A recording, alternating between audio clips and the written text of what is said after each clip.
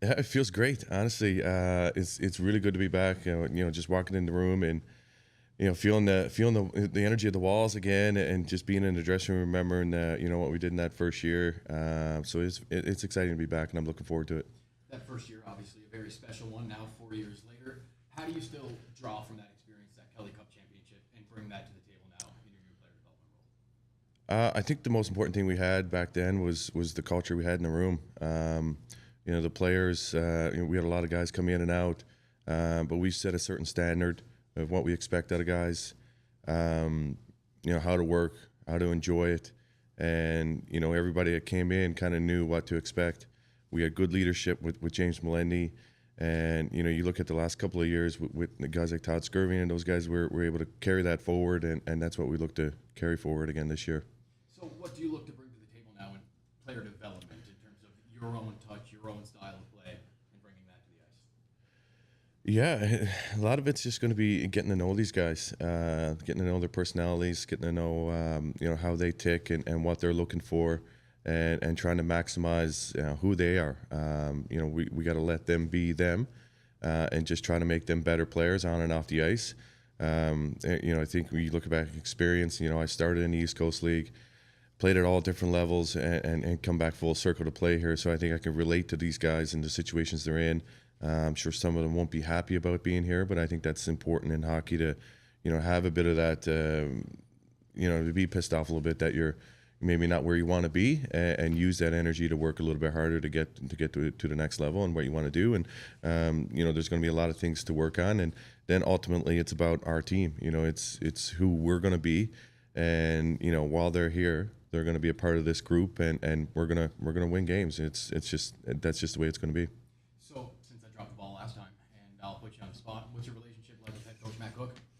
Yeah, well, I just shook his hand the other day, but we had a lot of battles in the corners over the years, which was fun to see. But you look at Matt and the experience he has playing.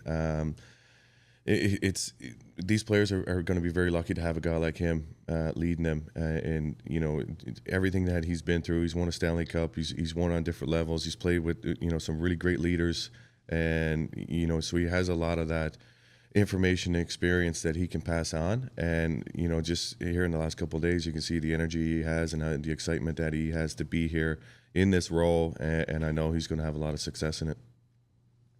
Adam, what have you been up to since retiring? Has your war of getting back into the game been really strong? And it's a good question.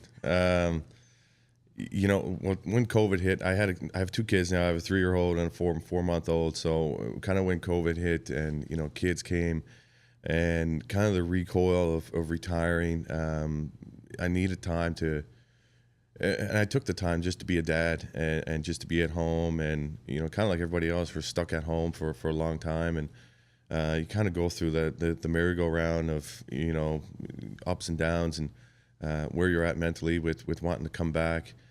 So it's been, I don't know if it's been that big of a struggle, but it's definitely been a challenge in trying to find the right way to come back. You look back over your career, and sometimes it could be a bit challenging to accept some things that maybe happened. Maybe you wanted to do a little bit more. Maybe felt you could have done more, but then you look at the other side of it, and you're like, you did a lot, and you worked really hard, and you got there because of your work ethic and what you put into it. So there's two sides of that, and finally you come to terms with it, and so you got to get back in. I think it's just mentally, it's important for me just to feel that. I don't know. It's hard to put a finger on, really. I think Matt would maybe understand a little bit more because he's played, and he retired and left the game. But there's a certain thing about, there's an energy or there's an intensity that you kind of miss when you can't get on the ice and go hammer somebody. And so yeah, it's really hard to put your finger on. But getting back in, and already you can kind of feel like that's kind of what you've been missing, and so it's excitement to get back.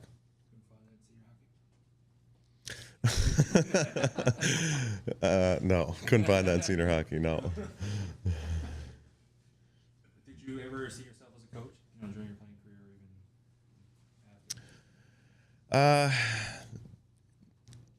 Not really. I think later last few years of my career, I think you kind of naturally adopt the role of helping out younger guys coming in.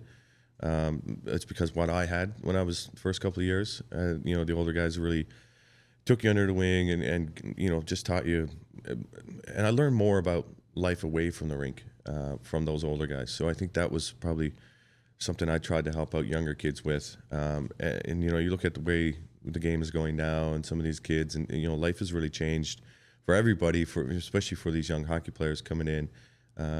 With social media and the attention and kind of the microscope that they're under.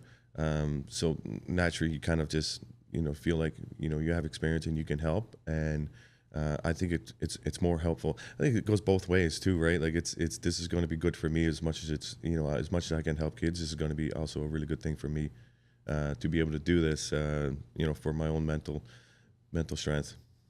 Were you doing any coaching locally between your stint here and then now? I did a little bit with the East Coast Blizzard, briefly, only a few games last season. Yeah.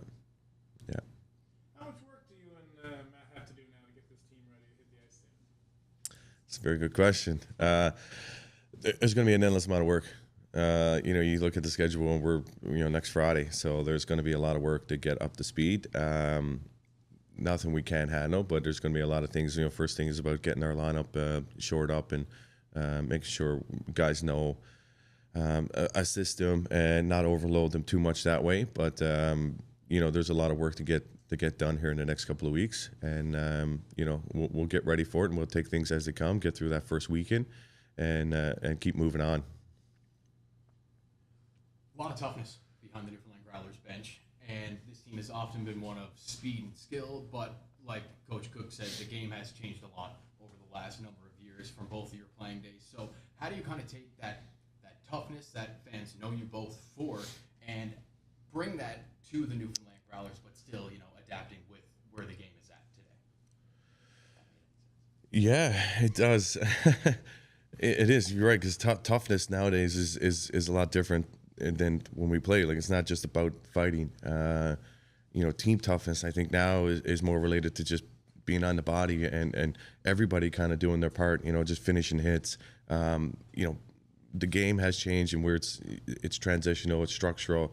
It's a lot of you see on video can look the same a lot of the times, and so I think when you try to pick a team apart, team toughness is just going to be about playing together, playing as a unit of five, and taking away time and space. And we got some big bodies coming in, so we're going to expect them to be physical and be a hard team to play against. I look at my career, some of the hardest games I played were against those big teams that were just finishing every hit. It wasn't a crushing hit every time, but you knew that when you got the puck, you only had a split second with the puck because you were going to get hit. Vice versa, when you played against the teams that didn't finish hits, it felt a little easier. You had that little extra split second. You could absorb the hit and make the play, and that's a big difference in hockey is that, if you're able to make the clean play, get out of the zone quickly, or, if you're up against the glass, you feel like the mountain's coming down on you, wave after wave, then it's going to be a tough night, and I think that's what we want. Is we want to be a tough team to play against. I don't want to reflect too much on last year, but, you against Florida, maybe they were more physical, and you can see the result there. We don't want that to happen. We want to be tough. We want to be hard to play against on all areas of the ice, especially in our D zone.